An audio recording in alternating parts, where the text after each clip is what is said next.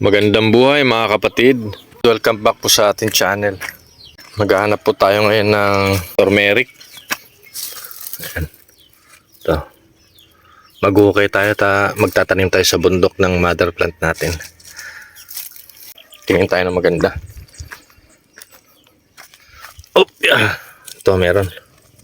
So try po natin na hukayin. Ito meron din doon. Ito po. Palang ginamit natin na panghukay. Ayan.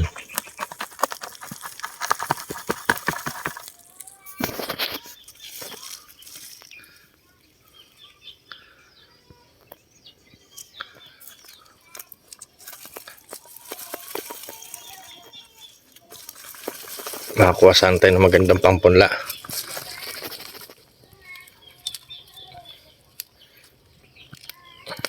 Ito po. Ito ang turmeric mga kapatid. Mukha naman siya maganda. Tanim natin sa bundok. Mamaya. Akit po tayo eh. Ito pa. Maganda po. Ilagay ito sa suka. O kaya pampakulay ng Balenciana. Pero, nahirap po talaga pag wala tayong cameraman. Ito. Meron pa isa rito.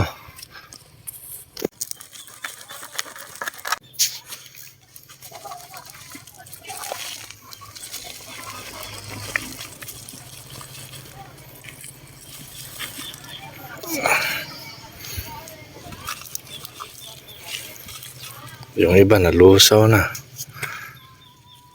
Sabi nila mas maganda daw kapag buo yung na itatanim. O malapad. Bali, ito po lahat yung itatanim natin sa taas mga kapatid. At sana maparami natin. Ito po lahat yung ating itatanim na turmeric mga kapatid. Naayos na natin at nalinisan. Tapos may kasamang tanglad. Dito po natin tatanim sa ating mga citrus. Sa pagitan ng ating mga kalamansi at lemon. Yan.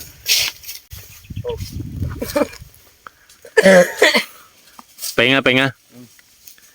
Mainit eh. Delikado baka ma-dehydrate mga kalabaw. Baka makunan eh. Oo nga pala no, baka makunan. Pinapahinga ko kahit yun. Hindi, tsaka mahina kasi ang kalabaw sa mainit eh. Dapat talaga hindi sila binababad sa init. Ito na po yung itatanim natin mga kapatid. Yan, nahukay na rin po natin. Pati dito. Yan. Ilalatag na lang po natin.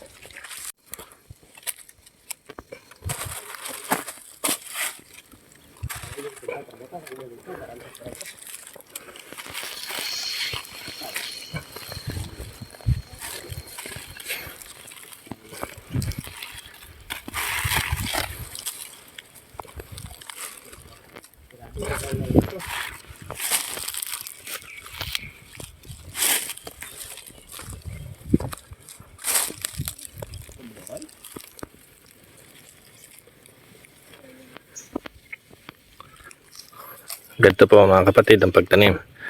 Tapos tabunan lang po natin konti-konti.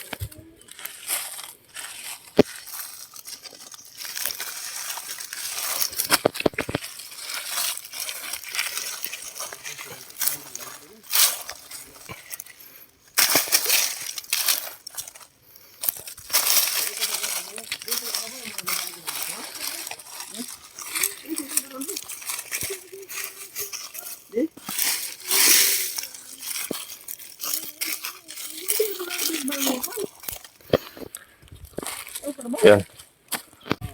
Libing lang natin sa konting lupa. Kasi maliliit pa yung iba.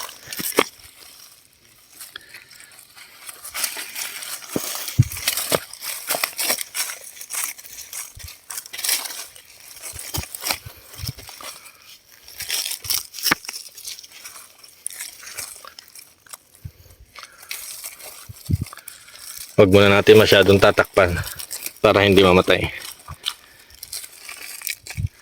Yun, tamang makakahinga lang po sila.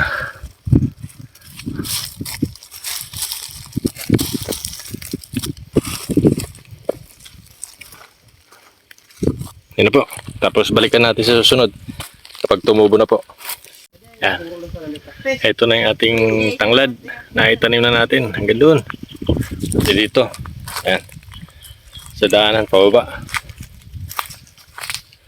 Hanggang dito lang po muna tayo. Sana nakatulong po ang video na ito sa inyo. Gaya po ng lagi natin sinasabi, huwag po tayo mawawalan ng pag-asa sa buhay. God bless us all po. Maraming salamat sa panonood. Paalam. La la la la la la, so high, so high, so high.